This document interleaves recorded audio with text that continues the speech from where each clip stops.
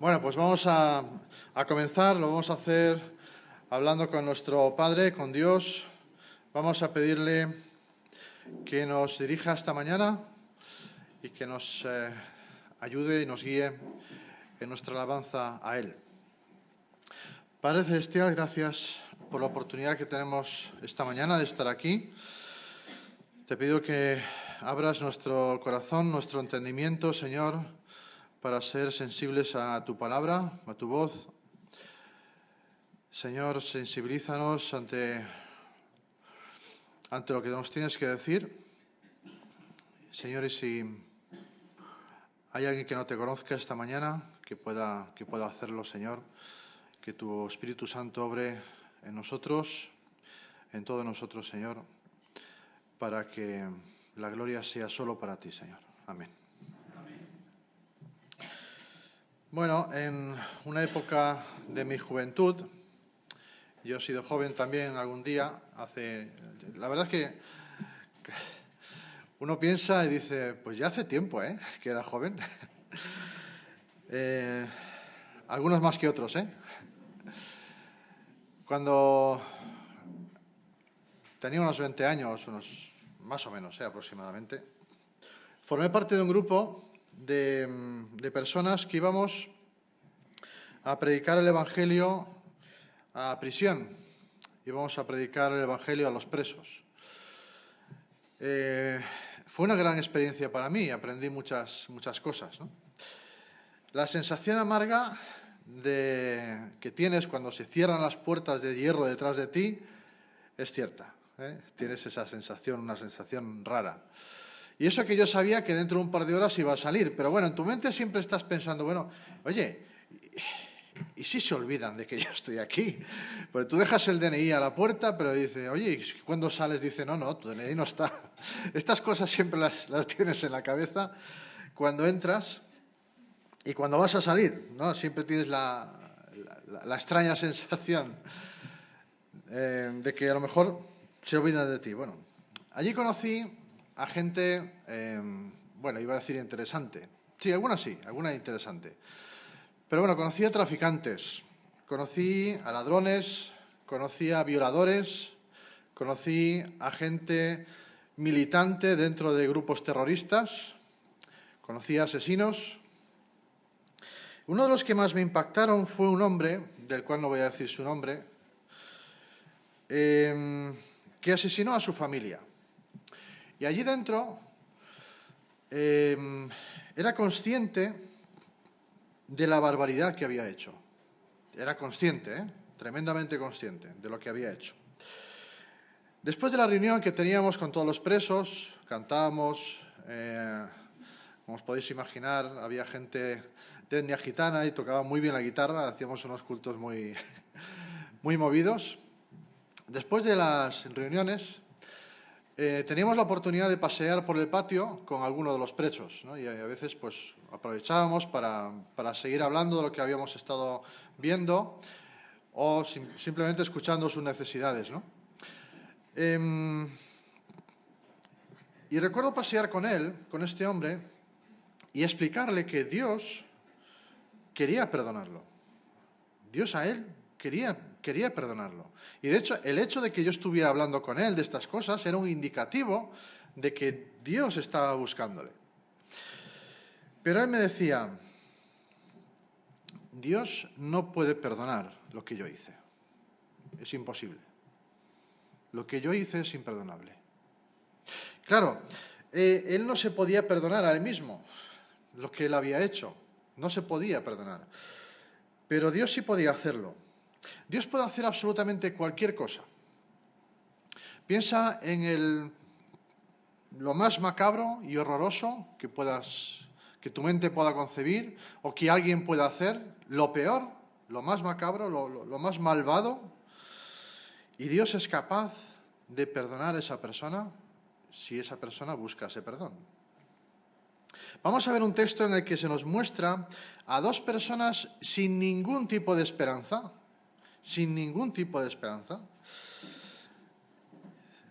ningún atisbo de poder recibir misericordia de ningún tipo. ni de que la gente sintiera algún tipo de afecto por el sufrimiento o el castigo que estaban recibiendo. Nada. Estaban olvidados, eran personas sin ningún tipo de esperanza ni de recibir misericordia de ningún tipo de nadie. Teniendo en cuenta el contexto en el que estamos, en el que vamos a leer, el castigo era un castigo justo. Estaban recibiendo un castigo por sus actos. Y dentro del contexto en el que vamos a estar viendo, era un castigo justo, porque había sido enjuiciados y era un castigo, ¿no? Estamos en un pasaje que tenemos en el Evangelio de Lucas, hacia el final de este Evangelio, en el capítulo 23, y estamos en el momento en el que Jesús está siendo llevado al Gólgota, al lugar llamado la Calavera, y está en este camino, en el camino para ser crucificado, para ser castigado también, según las órdenes y según la sentencia, ¿no? Entonces, en este camino, en este periplo, en este trayecto, Lucas nos comienza a decir algunas cosas. Vamos al versículo 32. Lucas, capítulo 23, versículos 32 hasta el 43. Nos dice que llevando también a otros dos, que eran malhechores, para ser muertos con él, con Jesús, cuando llegaron al lugar llamado la Calavera, crucificaron allí a Jesús y a los malhechores, uno a su derecha y otro a su izquierda. Y Jesús decía: Padre, perdónalos porque no saben lo que hacen. Y echando suertes, se repartieron entre sí sus vestidos, los vestidos de Jesús. Y el pueblo estaba allí mirando. Y los gobernantes se mofaban de él, diciendo: a otro salvó, que se salve a sí mismo, si este es el Cristo de Dios, su escogido. Los soldados también se burlaban de él, acercándose y ofreciéndole vinagre, y le decían: si tú eres el rey de los judíos, sálvate a ti mismo. Había también una inscripción sobre él que decía: este es el rey de los judíos. Y uno de los malhechores que estaban colgados allí le lanzaba insultos, diciendo: ¿no eres tú el Cristo? Sálvate a ti mismo y a nosotros. Pero el otro malhechor le contestó, y reprendiéndole: ¿ni siquiera temes tú a Dios a pesar de que estás bajo la misma condena? Nosotros a la verdad, justamente, porque recibimos lo que merecemos por nuestros hechos, pero este nada malo ha hecho. Y decía: Jesús, acuérdate de mí cuando vengas en tu reino. Y entonces Jesús le dice: en verdad te digo, hoy estarás conmigo en el paraíso. Hasta aquí.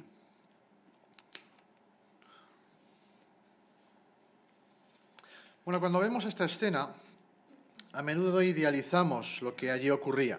Había dos personas al lado de Jesús, una a cada lado, y en algunas versiones dice que eran ladrones, pero el término que se usa es malhechor, eran criminales, eran personas de lo peor, de la peor calaña. Eran personas que vivieron su vida haciendo el mal. Vivían en la delincuencia, su forma de vivir era esta, eran delincuentes. Esas personas que estaban al lado de Jesús vivieron su vida de esta manera, dentro de la delincuencia. Eran personas malvadas. No solamente habían robado, sino que habían hecho otras cosas peores y estaban recibiendo su castigo. Eran personas que no tenían respeto por nada, ni por nadie. Incluso, estando colgados en la cruz, seguían insultando a Jesús. Los dos, Mateo y Marcos, nos dicen que los dos le estaban insultando. La verdad es que no eran personas agradables, no eran personas que dices: bueno, me voy a hacer amigo de estos dos. No eran personas con las que uno quisiera tener tratos. Pero lo cierto es que los tres, tanto Jesús como ellos dos, estaban en una situación cruel, agónica, y estaban a punto de morir. En una cruz. La crucifixión no es invento de los romanos, es un invento muy anterior, ¿no? Pero los romanos la perfeccionaron, por decirlo así, y le dieron un uso más común, más mayoritario, ¿no? Utilizaron este tipo de tortura para causar mucho dolor y para causar mucho sufrimiento. Cada vez que el crucificado intentaba respirar, el dolor era insoportable. Porque más allá del dolor, la crucifixión hacía que tú no pudieras respirar. De hecho, la reacción del cuerpo es inhalar constantemente, siempre estar inhalando. Y la exhalación era muy dolorosa. Y además los tres estaban en esa situación. Y solo el hecho de hablar producía mucho dolor. Solo por hablar producía mucho dolor. Y esos criminales, padeciendo ese dolor, insultaban a Jesús. Y sin embargo, en medio de esta escena cruel, de esta escena malvada, vemos algo extraordinario, una demostración de gracia de parte de Dios enorme. Aunque la conversión de este malhechor fue extraordinaria, lo cierto es que al mismo tiempo la forma en la que este criminal fue salvo fue por la gracia de Dios, igual que cualquiera de nosotros. Fue por el poder de Dios. Este hombre no tenía esperanza de ningún tipo, absolutamente ninguna. Iba a morir, o sí, en unas horas. Iba a morir. No tenía ningún tipo de esperanza. Esto no es una película de Hollywood, en la que, esperas que haya un milagro de última hora, lo bajen de la cruz, se vaya a su casa, se cure de sus heridas, mientras estamos viendo un precioso atardecer. Esto no va a ocurrir. Esto no ocurre. Esto no es una película. La vida de este hombre acababa ahí. Iba a acabar. La del otro también y la de Jesús también. Pero ¿qué ocurre para que uno de esos hombres cambiara? ¿Qué ocurrió para que ese hombre pasara de insultar a Jesús a pedirle que se acordara de él cuando viniera en su reino? Bueno, Jesús estuvo durante 3 años y medio yendo de un lugar a otro, predicando el Evangelio, haciendo milagros, enseñando, haciendo unos milagros que difícilmente pasarían desapercibidos, enseñando en muchos sitios, a mucha gente. Así que es probable que estos dos malhechores supieran quién era Jesús, conocieran de Jesús. Seguramente también conocían que los fariseos y los los líderes religiosos, odiaban a Jesús por ponerlos en evidencia una y otra vez. Jesús era un personaje conocido, era un personaje buscado. Cuando Jesús llegaba a una ciudad, a un pueblo, la gente iba a verle. Sabían quién era. Todos sabían que Jesús se hacía llamar el Hijo de Dios. Así que estos dos criminales seguramente conocían a Jesús y, ¿por qué no?, pudieron estar alguna vez en alguno de esos milagros. Pero vemos a dos hombres duros, con un corazón, con un total desapego por el otro. Un desprecio hacia Jesús, hacia su persona, hacia lo que Él representa, con burlas, con desprecio, incluso colgados en la cruz, seguían insultándolo. No muy diferente a nuestra sociedad hoy en día. Una sociedad que se muere de forma lenta, que se está desangrando poco a poco y sigue insultando, sigue menospreciando, sigue burlándose de Jesús y de todo lo que Él representa. Pero no podemos excusarnos en lo que la sociedad hace. No podemos echarle culpa a la sociedad. La sociedad, al final, es un conjunto de individuos. La sociedad es un conjunto de individuos, por lo tanto la responsabilidad es individual. Pero algo ocurrió en este hombre. Algo ocurrió para que cambiara radicalmente. Pasó de insultar a Jesús a decirle, ni siquiera temes tú a Dios, a decirle al otro, ni siquiera temes tú a Dios, a pesar de que estás bajo la misma condena. Nosotros, a la verdad, justamente estamos siendo castigados porque recibimos lo que merecemos por nuestros hechos. Pero nada malo hizo. Cuando dice que nosotros recibimos lo que merecemos por nuestros actos, esos actos indican que son una acción continua y voluntaria. Es decir, no es que un día me levanté mal, o tuve un mal día, o yo qué sé, tuve un desliz, o aquello de que, mira, se me fue la cabeza y no sé lo que hice en ese momento y perdí el control. No es esto lo que está diciendo. Son actos que yo sabía que estaban mal y que los hice sabiendo que estaban mal. Conscientemente los hice. Y no solo una vez, sino una vez tras otra, y otra, y otra. Hasta que los pillaron, claro. Y él le dice al otro, es justo que tú y yo estemos aquí. Es lo que merecemos. Es justo. Pero claro, el argumento es siempre el mismo, ¿no? Si realmente eres el Mesías, sácame de aquí. Si realmente eres quien dices ser, pues no me hagas pasar por esto. ¿Qué te he hecho yo? Si de verdad existes, sácame de esta situación.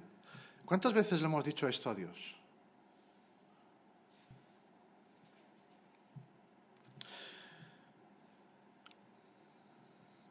Y el otro dice, el único responsable de mi situación soy yo.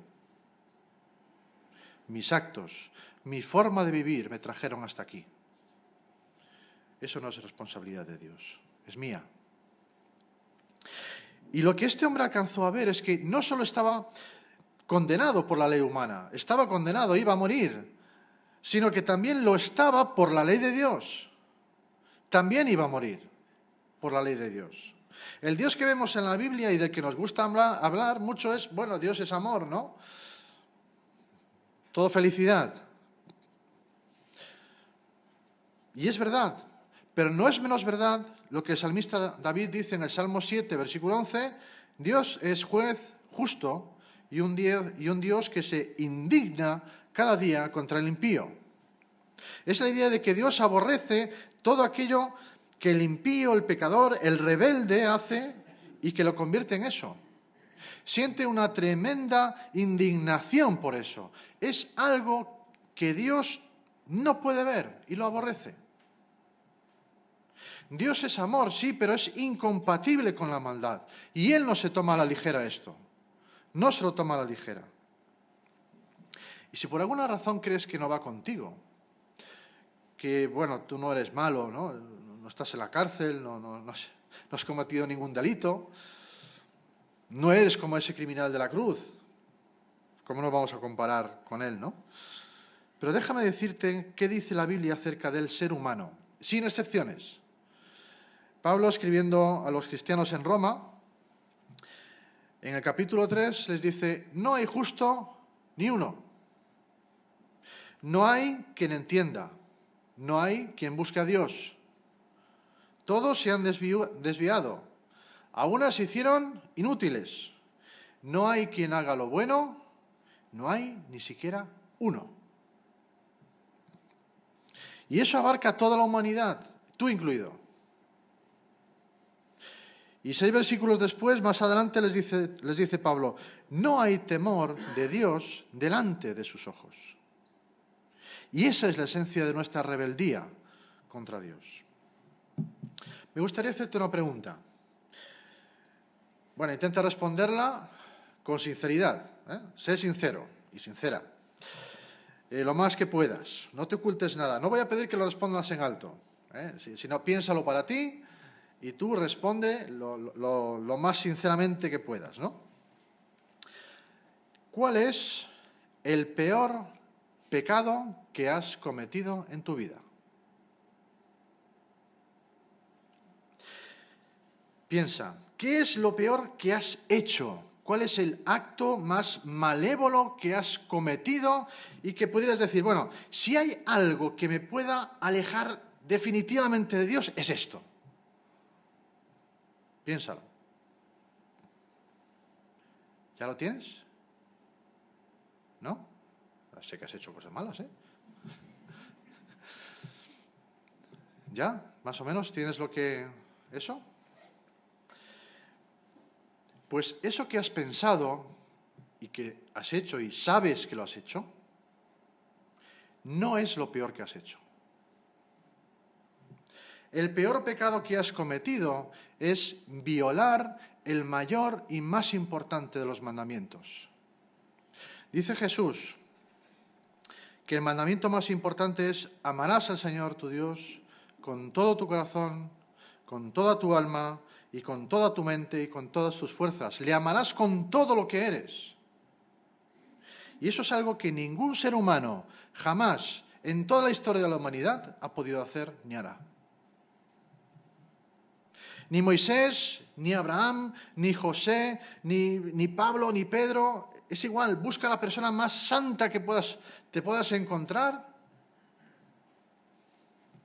a la más intachable que haya existido en la humanidad, y será culpable de haber violado este mandamiento. Nadie ha podido amar a Dios de esa manera, excepto uno, Jesucristo. Ante la justicia de Dios, todos tenemos el mismo problema que el malhechor que estaba en la cruz, colgado con Jesús, aunque no hayamos robado ni hayamos matado a nadie. Y algo pasa en el interior de este hombre, algo pasó en su interior, de tal manera que se llevó a cabo un acto de fe extraordinario que le llevó a decir: Jesús, acuérdate de mí cuando vengas en tu reino. Bueno, si te paras a pensar, Jesús, en ese momento, colgado en la cruz, sangrando por todas partes, con una corona de espinas clavada en su cabeza, con su cuerpo deformado por las palizas y por los latigazos, no tenía pinta de Salvador. ¿Tenía pinta de Salvador en ese momento?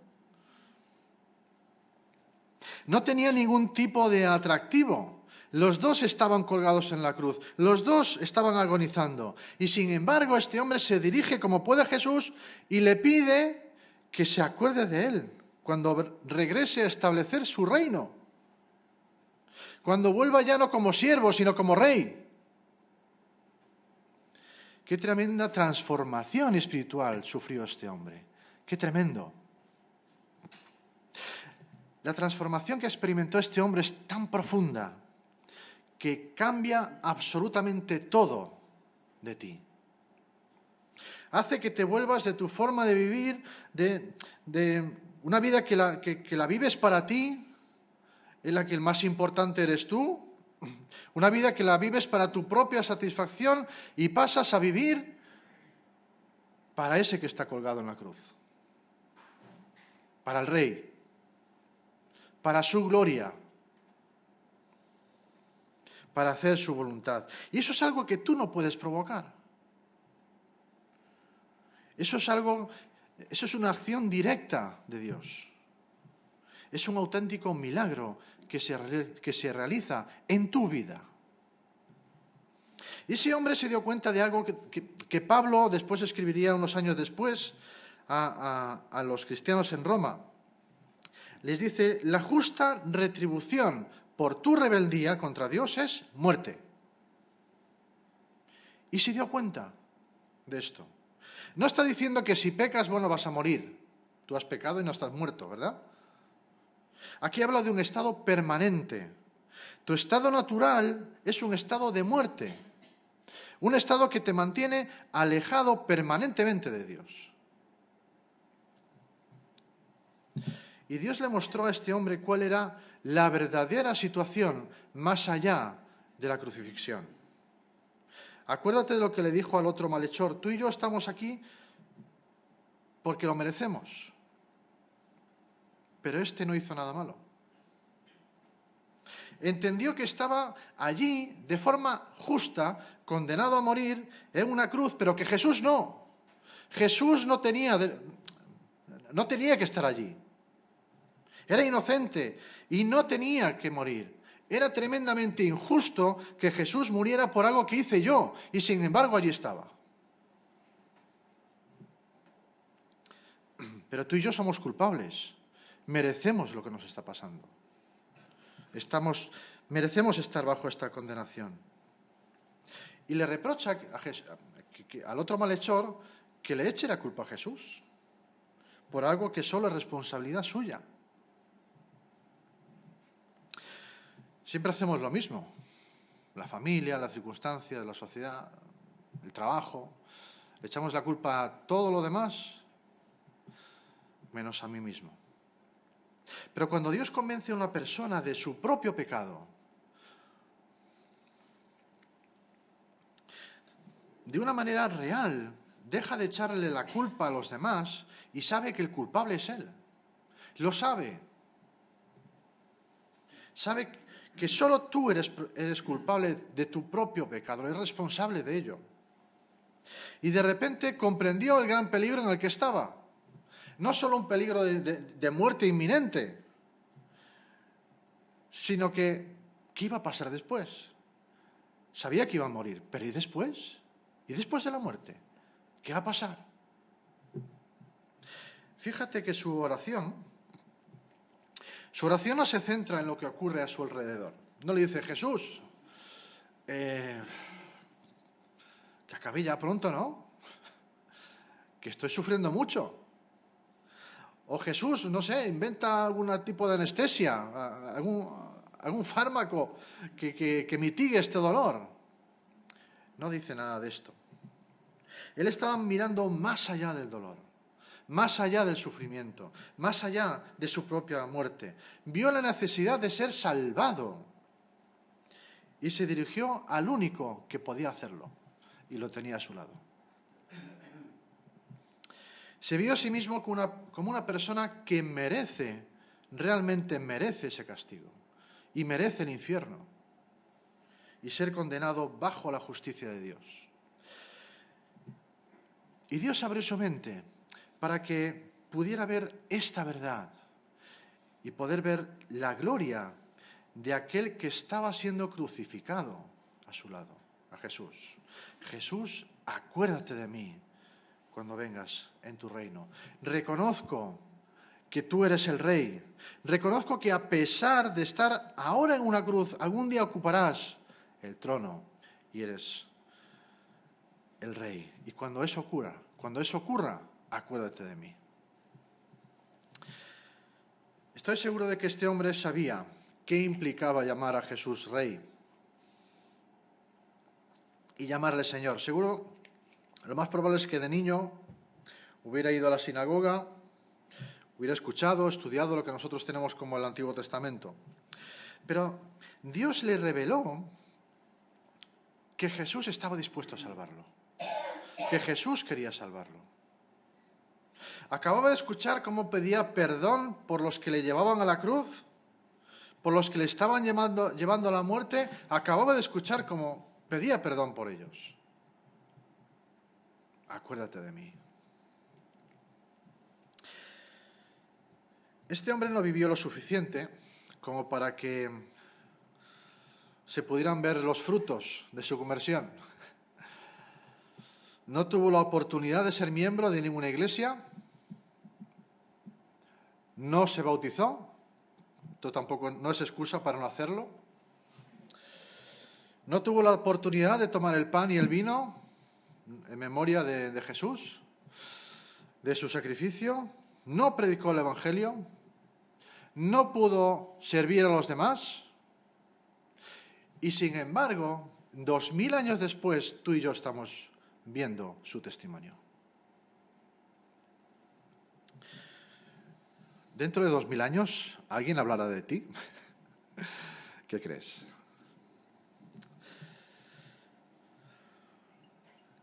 Su vida, más bien dicho, su muerte, quedó registrada para ti y para mí, para nuestro beneficio. No sabemos qué utilizó Dios con este hombre para hacerle ver, para iluminarle. No lo sabemos. ¿No? Podemos indagar cosas, hacer un mapa de lo que este hombre pudo ir viendo, ¿no? La tortura de Jesús, las palizas que le dieron a Jesús, la corona de espinas, la actitud de odio de la gente hacia Jesús cuando estaba clavado en la cruz.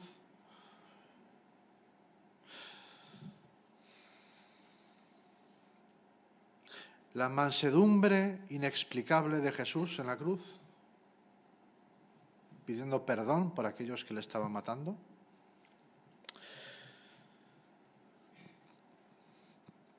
Lo cierto es que también pudo ver seguramente el letrero que ponía: este es el rey de los judíos.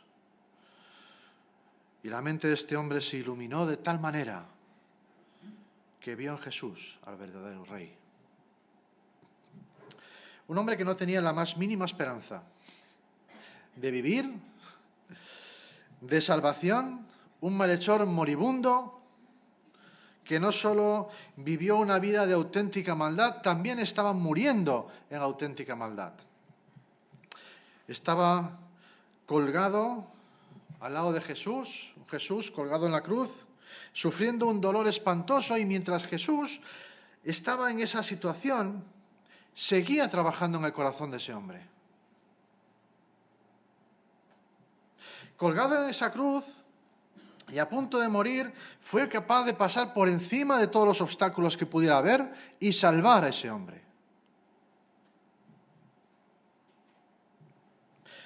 Ni la muerte, ni la vida, ni ángeles, ni principados, ni lo presente, ni lo porvenir, ni los poderes, ni lo alto, ni lo profundo, ni ninguna otra cosa creada nos podrá separar del amor de Dios, que es en Cristo Jesús, Señor nuestro. Ni siquiera las puertas de la muerte se pudo impedir que el poder de Jesús se manifestara y actuara a favor de un pecador arrepentido. Y eso es impresionante. Ese es nuestro Rey. No sé cuáles son tus circunstancias en este momento, en tu vida, ni los obstáculos que hay, que pueda haber, que te estén separando de Dios ahora mismo. Pero si Dios pudo salvar a este hombre en las mismas puertas de la muerte, contigo puede hacerlo. Por supuesto que sí. Él está dispuesto a salvar. Tú debes querer. Cuando este hombre le dijo a Jesús: acuérdate de mí cuando vengas en tu reino, Jesús no le dijo: vale, bueno, espera que me lo anoto en la agenda, y bueno, ya cuando venga en mi reino y tal, ya paso por aquí y te busco. Ya te llamaré, ¿sí? La famosa respuesta en las entrevistas de trabajo. Ya si acaso ya te llamo. Hoy estarás conmigo en el paraíso. Hoy. Se acercó al rey pidiendo gracia, y gracia le fue concedida al instante. Este hombre no hizo nada para ganarse el favor de Jesús. Absolutamente nada. No podía. Y tú tampoco. No hay nada que tú y yo podemos hacer para merecernos el favor, ganarnos el favor de Dios. Solo acercarnos en humildad y pedir gracia. Y gracia se nos dará. Este hombre experimentó en ese mismo momento la segunda parte del texto que hemos visto antes en Romanos, que Pablo escribió a los romanos. La justa retribución por tu rebeldía es muerte, pero el regalo de Dios para ti es vida eterna, a través de Cristo Jesús, nuestro Señor, que estuvo allí en la cruz, muriendo. Este hombre miró más allá de la propia muerte. Y lo que Jesús le dice es: hoy estarás conmigo en el paraíso. Y sí, bueno, el paraíso está bien, pero no es eso la vida eterna. No es eso lo importante que le promete Jesús a este hombre. Hoy estarás conmigo, con el Rey. Eso es la vida eterna. Estar con Dios, disfrutar de Él para siempre. Y eso es lo que Jesús te quiere dar a ti. Te busca ahora mismo que te entregues a Él. Y no hay absolutamente nada que pueda impedir que Jesús te dé su gracia, su perdón y te regale vida. No hay absolutamente nada. No hay nada en este mundo físico ni en el mundo espiritual que pueda impedir que el poder de Cristo obre en tu vida. Solo entrégate a Él, abre tu corazón y que entre en Él. Oramos para que eso ocurra en tu vida. Amén.